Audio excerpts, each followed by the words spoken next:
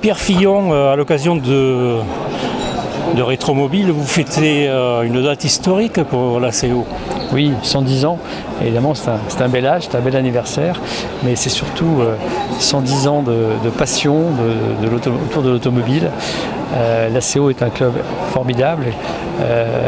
On part du premier Grand Prix de France, puisque la CO a organisé le premier Grand Prix de la CF au Mans en 1906, puis la création de ces fameuses 24 heures du Mans, dont on va fêter la 84e édition cette année et qui se porte on ne peut mieux. Beaucoup d'actions de formation, beaucoup d'œuvres pour aider et protéger l'automobiliste depuis 110 ans. Voilà toute cette passion qui s'est transmise de génération en génération et j'espère que les 110 ans prochains vont être aussi belles. Est-ce que vous pouvez faire un petit résumé des dates importantes de la CO ?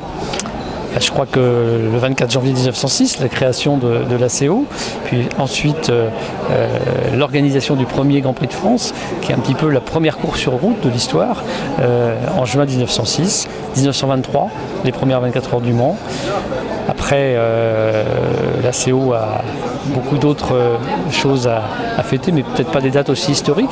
Il y a eu quand même en 1908 Wilbur Wright avec son avion, son premier flyer sur la ligne droite des Hunaudières, donc c'est une belle histoire.